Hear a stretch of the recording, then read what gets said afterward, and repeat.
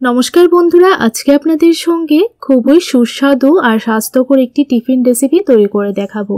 একদম অল্প সময়ের মধ্যে আপনারা সকাল বা বিকালের টিফিনের জন্য এই রেসিপিটা তৈরি করে নিতে পারবেন। একদম গ্যারান্টি দিয়ে বলছি বন্ধুরা, বাড়ির সবাই খেয়ে আপনার খুব প্রশংসা করবে। কিভাবে তৈরি করেছি পুরো ভিডিওটা শেষ পর্যন্ত অবশ্যই দেখুন। আশা করছি রেসিপিটি আপনার কাছে খুবই ভালো লাগবে। রেসিপিটি ভালো লাগলে আমাকে অবশ্যই কমেন্ট করে জানাবেন আর ভিডিওটিতে লাইক করে চ্যানেলটিকে সাবস্ক্রাইব করে রাখবেন। এই ধরনের আরো নতুন নতুন রেসিপি দেখার জন্য নোটিফিকেশন বেল বাটনটি অন করে অল অপশনটা ক্লিক করে রাখবেন। তো চলুন বন্ধুরা, ঝটপট করে টিফিনটা আমরা বানিয়ে নিই। প্রথমে একটা কড়াইয়ের মধ্যে 6 থেকে 7 টুকরো চিকেন নিয়ে নিলাম। সামান্য জল দিয়ে অল্প একটু নুন দিয়ে দিলাম। ভালো করে চিকেনটা সেদ্ধ করে নিয়েছি। এখন একটা প্লেটের মধ্যে নামিয়ে ঠান্ডা করে নেব। এখন চুলার মধ্যে একটা কড়াই বসিয়ে 1 চামচ সাদা তেল দিয়ে দিলাম। তেলটা গরম হয়ে যাওয়ার পর একটা পেঁয়াজ কুচি করে দিয়ে দিলাম। 4 থেকে 5টা কাঁচা লঙ্কা কুচি দিয়ে দিলাম। ঝালের পরিমাণটা অবশ্যই আপনারা বুঝে দিয়ে দেবেন। পেঁয়াজটা একটু ভেজে নেওয়ার পর দিয়ে দিচ্ছি 2টো বড় সাইজের গাজর, এইভাবে কেটে একদম চিকন চিকন করে আপনারা কেটে নেবেন। আর দিয়ে দিচ্ছি 2টো ক্যাপসিকাম ছোট করে কেটে।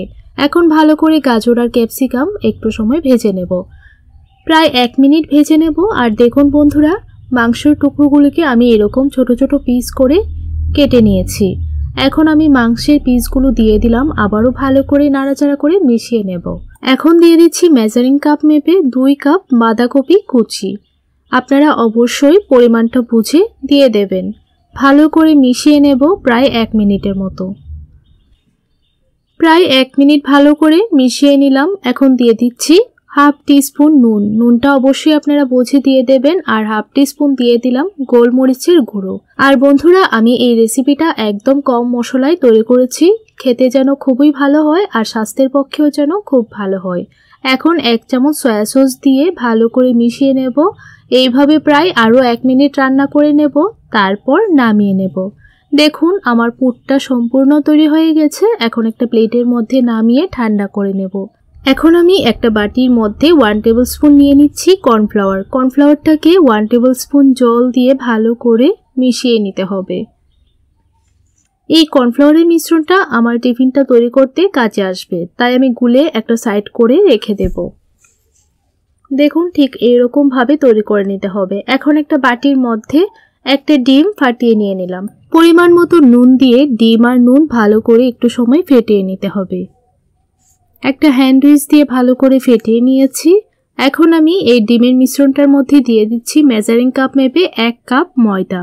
এখন এইরকম ভাবেই একটু সময় মিশিয়ে নিতে হবে। তারপর আমি যেই কাপ মেপে ময়দা নিয়েছিলাম সেম কাপ মেপে 1 কাপ জল দিয়ে দিলাম। এখন আস্তে আস্তে জলটা ময়দার সঙ্গে মিশিয়ে নিতে হবে। আর একেবারে আপনারা খুব বেশি জল দেবেন না। ভালো করে মিশিয়ে নেবার পর আরও হাফ কাপ জল দিয়ে দেবেন। এই ডোটা একটু পাতলা করে তৈরি করতে হবে, তাহলেই এই নাস্তাগুলি খুব সুন্দরভাবে তৈরি হবে। দেখুন ঠিক এইরকম পাতলা করে ডোটা আপনারা তৈরি করে নেবেন। আমি এখানে 1 কাপ ময়দার সঙ্গে 1.5 কাপ জল দিয়ে দিয়েছি।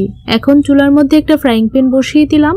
এখন অল্প একটু তেল ভালো করে ফ্রাইং প্যানের চারপাশে লাগিয়ে নিলাম। আর একটা চামচ দিয়ে 1 চামচ ব্যাটার দিয়ে দিলাম। ব্যাটারটা ফ্রাইং প্যানের চারপাশে এইভাবে রুটির মতো করে ছড়িয়ে দিতে হবে। তারপর কিছুক্ষণ সময় এইভাবে অপেক্ষা করতে হবে। যখনই দেখবেন খুব সুন্দরভাবে উঠে এসেছে তখনই আপনারা নামিয়ে নেবেন।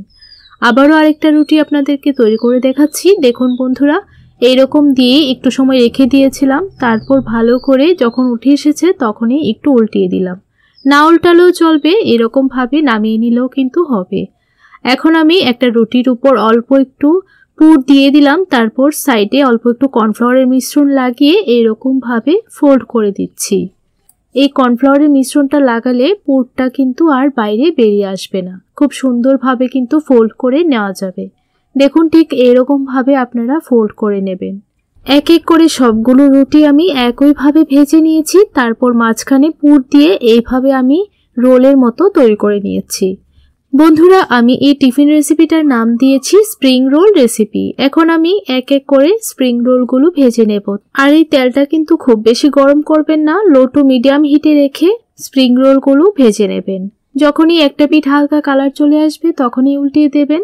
তারপর দুটো পিঠই উল্টিয়ে পাল্টিয়ে কালার চলে আসা পর্যন্ত ভেজে নিতে হবে। দেখুন যখনই রোলগুলোর কালার এরকম চলে আসবে তখনই আপনারা নামিয়ে নেবেন।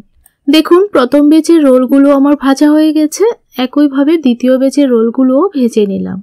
কতটা মুচমুচে হয়েছে সেটা আপনারা দেখেই বুঝতে পারছেন। আপনাদের কাছে এই রেসিপিটি কেমন লাগলো অবশ্যই একটা কমেন্ট করে জানাবেন। ভালো লাগলে চ্যানেলটিকে সাবস্ক্রাইব করে আমার পাশে থাকবেন। এখন আপনাদেরকে একটা রোল কেটে দেখাচ্ছি কতটা মুচমুচে হয়েছে। আর দেখুন বন্ধুরা, ভিতরে কিন্তু পুরো একদম ঠাসা। এইভাবে সসের সঙ্গে সার্ভ করবেন, দেখবেন খেতে অসাধারণ লাগবে। তাহলে বন্ধুরা আজ আসি, দেখা হবে নতুন দিনে নতুন আরেকটি রেসিপির সঙ্গে। আপনারা সবাই ভালো থাকবেন, সুস্থ থাকবেন।